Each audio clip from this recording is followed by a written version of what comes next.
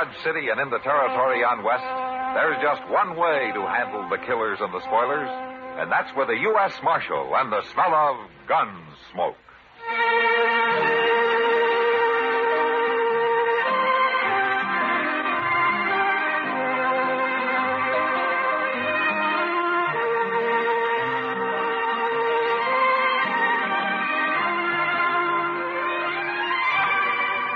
Gunsmoke, starring William Conrad.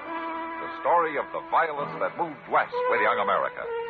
And the story of a man who moved with it. I'm that man. Matt Dillon, United States Marshal. The first man they look for and the last they want to meet. It's a chancy job, and it makes a man watchful. And a little lonely.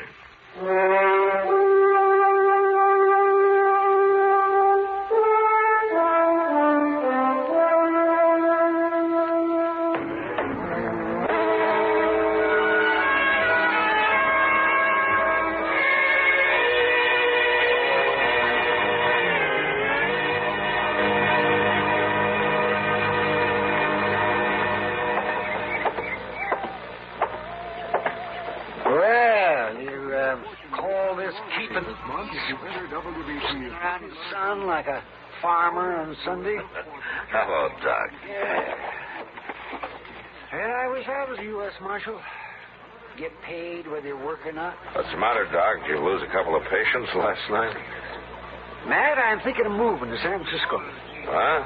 What for? You got a monopoly here in Dodge. San Francisco's full of doctors. Yeah, and probably all rich, too.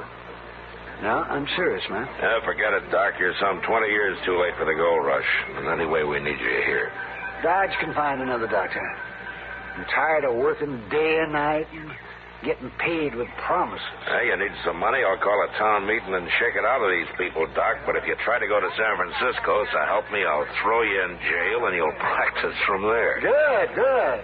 And you'll have to feed me, too. Gladly, Doc, gladly, if you can stand Chester's cooking. Yeah, well, I take it all back, man. Last time I ate one of Chester's meals, I was groggy for 3 days. And, speak of the devil, here he comes. Hey, Chester.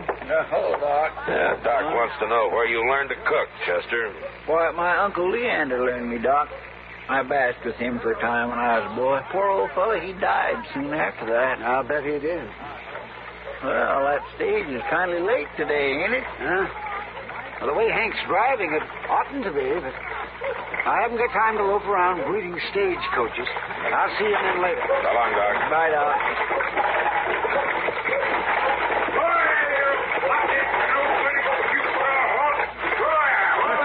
Oh, Hank's all turned up, ain't he? Yeah. Wait there, Marshal. I gotta talk to you. I'll get right down. Maybe something's wrong. Maybe. We run into a fight, Marshal. Huh? Anybody hurt? Killed a man I had riding shotgun. He fell off, and I had to leave him there. I'll send somebody out for him. Where'd it happen? Right where the trail crosses the south fork of the Pawnee. There were 3 of them bandits, Marshal, but by heaven, we put slugs into 2 of them. You mean you killed 2 of them? Oh, no, they rode off, but I could see 2 of them was all hunkered up over their saddles like they was hurting pretty bad. Recognize any of them? I'd hate to be wrong and get a man into trouble, Marshal, but, well, I'd swear one of them was that young Howard Brandt. What? You know, the fellow that moved out here with his wife a while back. Yeah, I met him. They got a place up near Turkey Creek, Mr. Dillon, but I ain't never saw it. Let's ride up and see how they're making out, Chester. I'll go get the horses.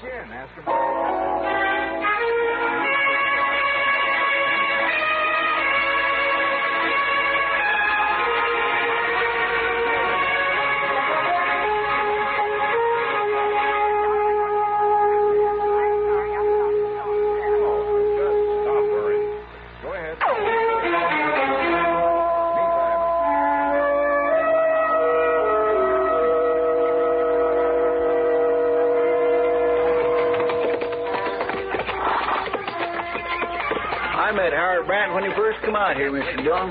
He sure didn't seem like no bandit to me. Real gentle, easy-going fella. That's like a horse that won't buck when you first get on him, Chester. He's waiting to come loose when you least expect it. Yes, sir. Look yonder. There's Miss Brandt now. She must have saw us coming. Yeah.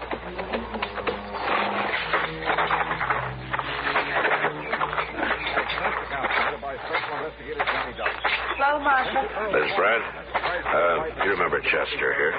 Forgot his name. I'm Chester Proudfoot, man. Howard at home, Miss Brent? Anything you want, I can help you, Marshal. Well, I'd like to talk to Howard himself. He ain't here. Oh, you mind if we wait for him? I'm real busy, Marshal. Can't you come back later sometime? Well, it's kind of important, ma'am. We'll just wait here on the porch. We won't bother you any. No use, Marshal. Howard won't be back till tomorrow. Chester. Look there on the steps. Well, that's blood. Miss Brent. That's chicken blood. I just killed one. I'm sorry, Miss Brent, but I'm going to have to talk to Howard. Is he hurt bad? He's dying, Marshal. Leave him alone. I got to find out who was with him. He won't tell you. And anyway, he's out of his head and not making sense. You want to show me where he is? No. No, Marshal. Leave him die in peace. He ain't got long. You kill him asking him questions. I don't figure he'll live through the night as it is. Howard and his friends held up the stage, Miss Brent. They killed a man. Wait, Marshal. I'll tell you. All right. Jed Butler planned it all. Does he live around here, Miss Brent? Howard knew him down in Oklahoma Territory, Marshal. He and a man named Blake come by here one night a few weeks back. They didn't come into the house, so I can't tell you what they looked like. But they talked Howard into holding up the stage, is that it? I didn't know nothing about it, Marshal, till today. I was inside redding up the house, and I heard a shout, and I come out and found Howard laying in the dirt. They just dumped him there and rode off. Which way they ride? I don't know, Marshal. I didn't bother to look. I'm telling the truth. I wish you'd catch him. You think they forced Howard to go along? No. He probably wanted to go. He disappointed me, Marshal. I thought Howard was an honest man. Maybe it's just as well he's dying. I'm going into him now, Marshal. You want me to send Doc out? No. Wouldn't do no good. Well, if there's anything I can do for you, Miss Brent, let me know. Thanks, Marshal. But I reckon it's too late now.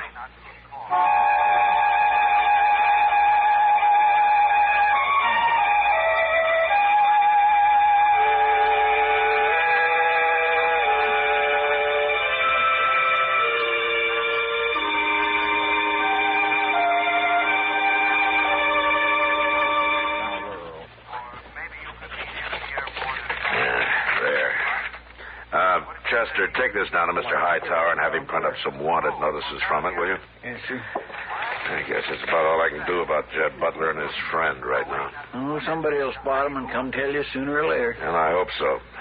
It's already been 2 days. Matt? Oh, hello, Chester. Oh, hello, Miss Kitty. What's the trouble, Kitty? Oh, I just went up to Doc's office, Matt. He isn't there. Should he be? Was he expecting you? He wasn't there this morning either.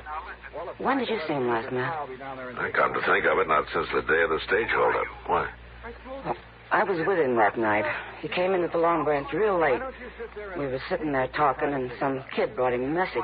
He didn't say who it was from, but Doc left, and as far as I can find out, nobody's seen him since. My God, Miss Dillon, she's right. I ain't saw Doc either. That was 2 days ago. Well, it's... You know, sometimes Doc's out on a call longer than that. You're trying to fool yourself. Yeah, I guess I am. I heard about 2 of those bandits being shot. Well, it sure couldn't have been Miss Brand who come for Doc. No. You mean one of those men was Howard Brand? They left him at his house, Kitty. I didn't see him, but I believe Miss Bryant. He probably died that night. I feel sorrier for her than him. Yeah, I guess I do too, Kitty. But what about Doc, Matt? What are you going to do? Kitty, if I knew where those men are, I'd have gone after them before now. They're holding him, Matt. They might even kill him. Look, Kitty, I can't go out and ride around on the prairie hoping to bump into him somehow. No, I guess it's better to stay here. Somebody might see him or something and come tell you. Yeah, I hope so. If anything happens to Doc, I'll go after those men myself, Matt. Well, maybe they'll Just turn him loose when he's through doctoring the man. I wish I could believe that. But that's only the beginning of a winter. Yeah, Kitty. So do I. Up where it really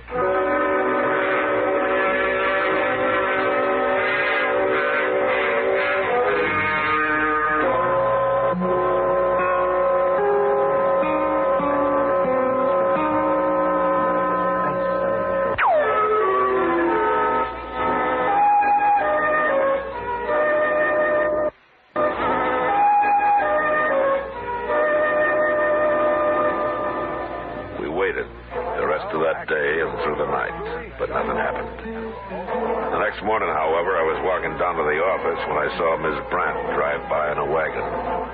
I waved, but she went on past me without a sign. And as she did, I noticed a figure lying in the back of the wagon, wrapped in a blanket. As I watched her drive down the street and on out of town, I realized that she must be headed for Boot Hill.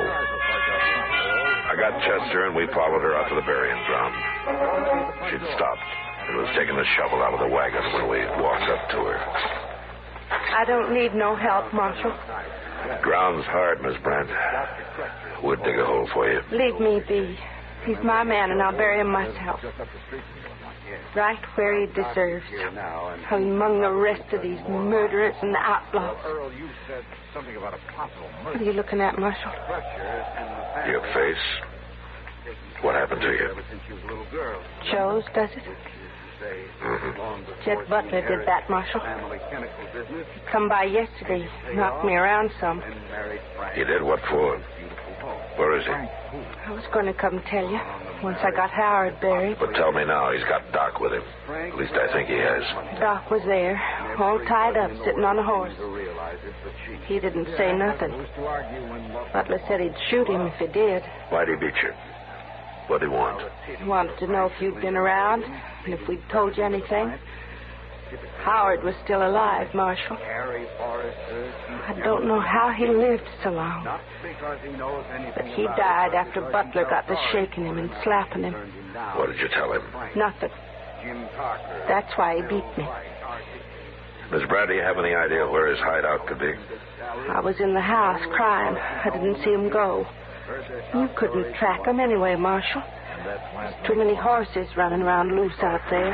Well, at least we know for sure he's got Doc with him, Mr. Dillon. Yeah, but we're no closer to finding him. You sure you won't let us help bury your husband, ma'am? Yeah, I kind of wish you would now, Marshal. I'm just about worn out.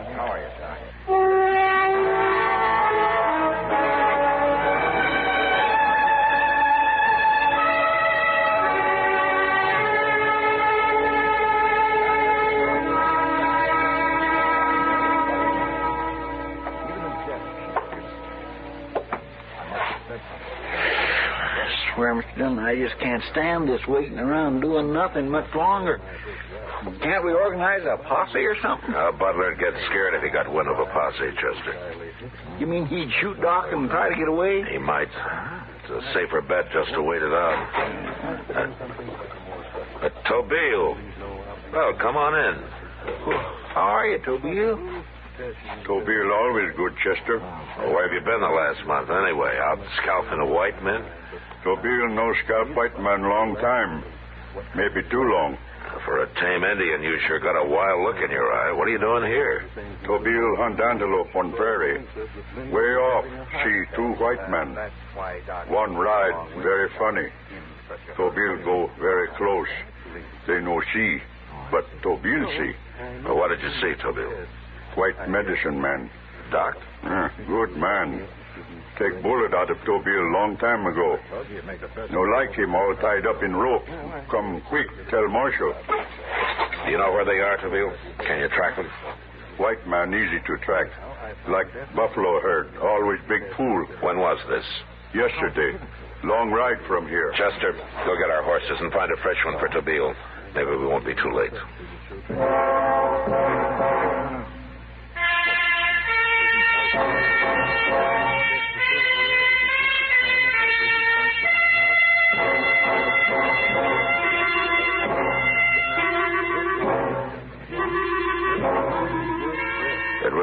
50 miles to where Tabeel had seen Doc and Jed Butler. But we rode hard and covered it in a very few hours. From there on, however, with Tabeel tracking, we had to slow down. It was growing dusk when the trail finally led to the edge of a small bluff and then turned and dropped down around to the side of it. We dismounted, followed it the rest of the way on foot, to where we could see a small cabin hidden in a clump of box elder at the base of the cliff. There we waited for the dark. When it came, we sneaked up to the cabin, stood close to the wall, listening. How is he now, Doc? I've told you before, Butler, the man's dying. And there isn't a thing I can do to stop it. I don't believe you, Doc. I think maybe you're not doing anything on purpose. I'm a doctor, Butler. I do anything in my power to save a life, even that of a murderer. You go on talking like that, I'll blow you open with his shotgun, Doc. Shotgun. Why don't you carry a pistol like ordinary men? I never use nothing but this. And I ain't no ordinary man anyway. Now, I'll say that for you. And no decent, ordinary man would be seen in your company. Doc, you're either a fool or you're plumb crazy. Why? Because I'm not afraid to die? Well, you're gonna die. Just as soon as he does. I ain't gonna leave you around to spread no tales. I'm gonna kill you and get out of here. It won't be very long, Butler. Your friend will go most any minute. Maybe I ought to shoot you now. Just leave him here. Chester, Tabeel, let's get back. Man, he's gonna kill him, Mr. Dillon. We better bust him there before it's too late. No, if he kills Doc, sure we do that. Yeah, Tabeel's right, Chester. But we can't just leave him there. Maybe if we make a big noise, Butler can come out. No, he's too smart for that. But we gotta do something. Doc said himself that wounded man's gonna die any minute. I'm thinking, Chester. If plenty time, could wait and shoot when come out in morning. But we ain't got time. There might be a chink somewhere in that cabin I could poke a gun through. Man say him very spooky now. One little noise, shoot Doc fast. Yeah, I know. I wouldn't dare take the chance. It's terrible being this close and not able to do a blame thing. Yeah. Tabeel know many trick, all kind. But here, nothing. Because if Butler used a pistol, Doc might have a bare chance, but with that shotgun... Wait a minute. Wait a minute. What? Shotgun. Yours truly, Johnny Dollar. Yeah, it's not a six-shooter. But it's not a repeating rifle. What do you mean? I mean, he can shoot it once, and then he has to reload. Once is all it takes. Yeah, to kill one man it is, Chester. What are you doing, Mr. Dillon? Here, take my gun belt. Here, take it. Well, what for? I'm going in there, Chester. Unarmed. What? When I get inside, you and Tabeel sneak up close and be ready to come through that door when you hear his shotgun go off. Mr. Dillon, you can't do that. Yes, I can. He'll kill you, sure. Maybe. But if you two don't get in there fast, if he does shoot, he'll club Doc to death. All right, quiet. Yes, it was the body of Frank Hampton found in that car off the corner of the trail. Driving along his way to the plant, a cigarette, when his heart suddenly... Who's that? You get over by the door, Doc. I told him to run a test on the other cigarettes they'd found. Don't you open it yet. About an hour later, the Doc Adams is standing by that door, and I got a shotgun aimed at his back. Now, who is it? I'm unarmed. Open the door. Matt? I'll come in with my hands in front of me. Matt, don't do it. Any tricks, and I'll shoot Doc. Go ahead, Doc. Open. Hello, Doc. He's unarmed, Butler. And get in here and close that door. Who are you? Matt Dillon. Bill? Marshal? That's right. You got some men outside, huh? Well, it won't do no good, Marshal. I'll shoot you before they can get anywhere near me. I've got two men out there, Butler. The second they hear a shot, they'll be in here. It'll be too late, won't it, Marshal? Well, that depends on how you look at it, Butler. Won't be too late to take you.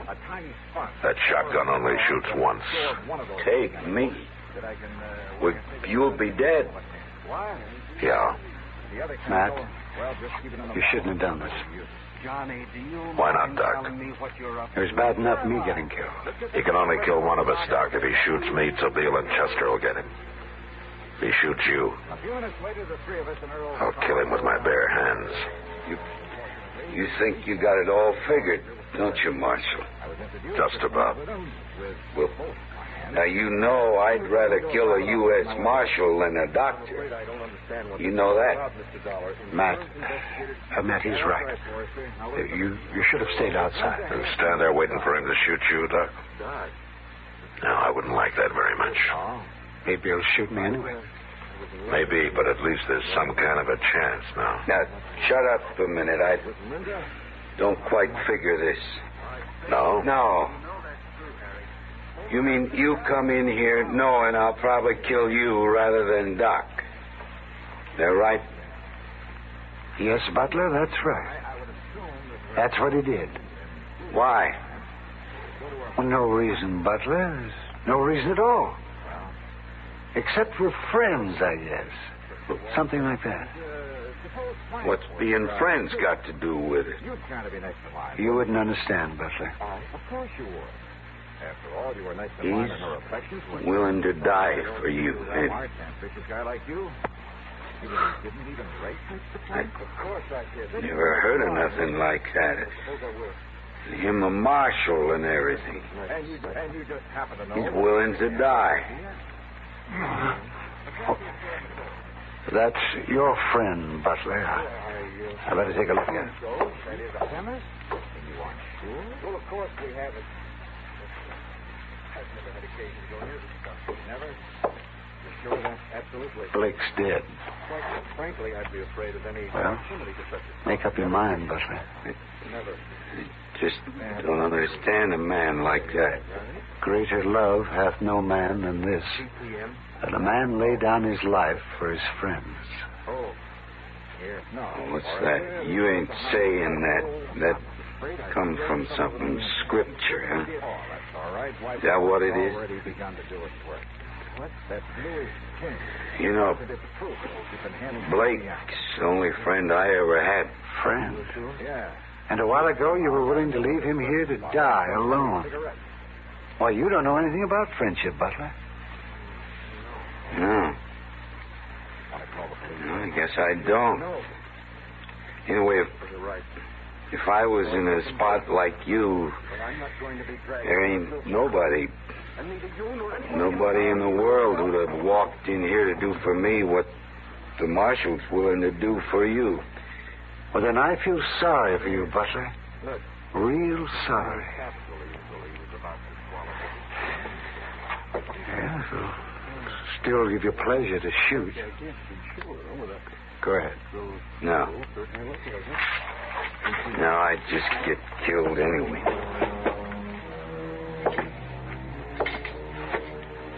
All right, give me your gun, Butler. Sure. I just never knowed people like you and Doc before, Marshal. You sure you ain't crazy or something? Maybe. Maybe we are a little, Butler. Who knows?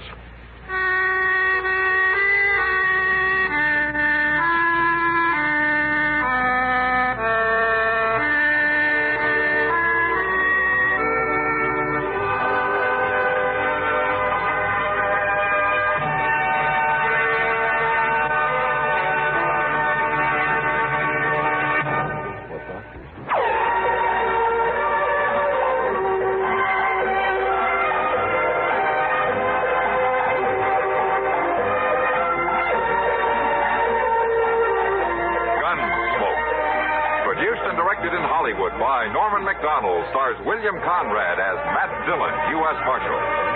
The story was specially written for Gunsmoke by John Meston. Featured in the cast were Vic Perrin, Virginia Gregg, Ralph Moody, and Barney Phillips. Harley Bear is Chester, Howard McNear is Doc, and Georgia Ellis is Kitty.